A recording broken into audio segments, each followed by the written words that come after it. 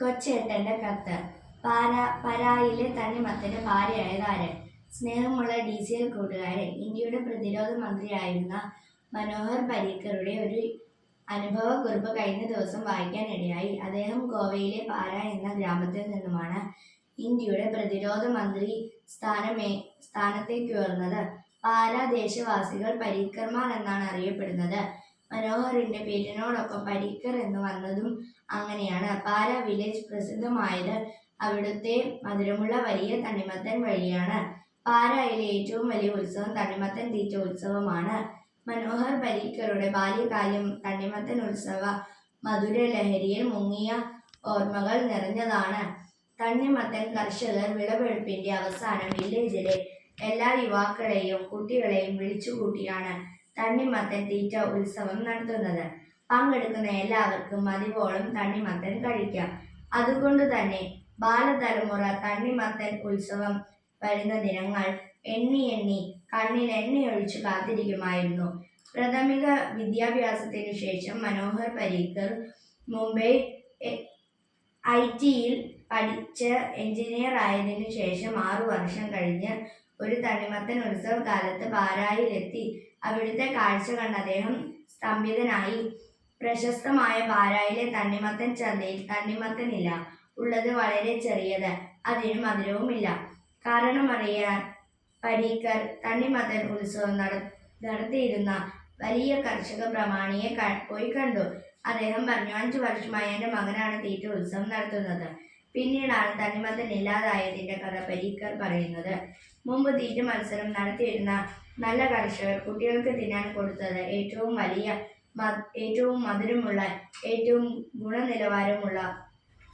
ഏറ്റവും മികച്ച ഗുണനിലവാരമുള്ള തണ്ണിമത്തനായിരുന്നു. കൂടാതെ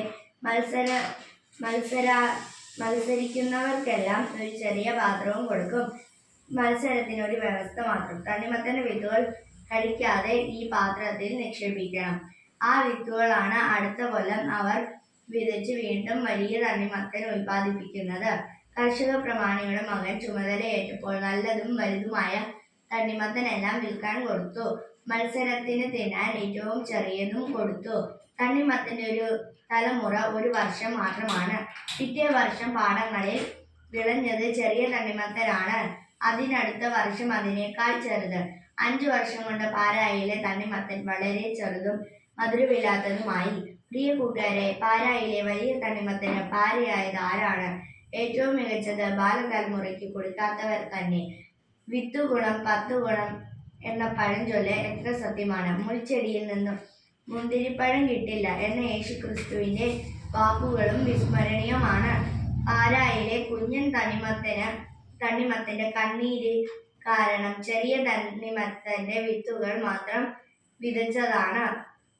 20-30 വർഷങ്ങൾക്ക് ശേഷമുള്ള ഇന്ത്യയുടെ വിത്തുകളാണ് ഇന്നത്തെ വിദ്യാർത്ഥികൾ. ഇന്നത്തെ വിദ്യാർത്ഥികൾക്ക് ഇന്ന് ലഭിക്കുന്ന ജീവിത ദർശനവും ലക്ഷ്യബോധവും ജീവിത മൂല്യങ്ങളും മാത്രമാണ് നാളത്തെ ഭാരതത്തിന്റെ ഭൗതികാകാശത്തിന്റെ വിസ്തൃതി ചമയ്ക്കാനുള്ളത്. മികച്ച വിദ്യാഭ്യാസത്തിലൂടെ മാത്രമേ ഉറച്ച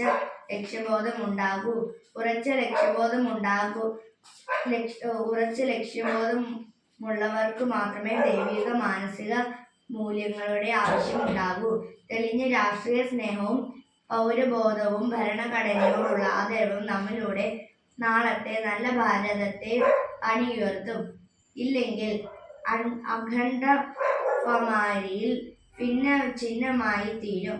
നമുക്ക് മഹാത്മാജിയെപ്പോലെ ചാച്ചാജിയെപ്പോലെ രാഷ്ട്രീയ നിർമ്മിതിയിൽ പങ്കുചേരുന്ന നല്ല നേതാക്കളാകാം. വലിയ ദർശനങ്ങളോടെ മാനവ വിഭവശേഷങ്ങളുടെ ഉടമസ്ഥനാകാം. എല്ലാവർക്കും അർത്ഥപൂർവമായ ശിശുദിനാശംസകൾ. സസ്നേഹം, സ്വന്തം കൊച്ചേട്ടൻ.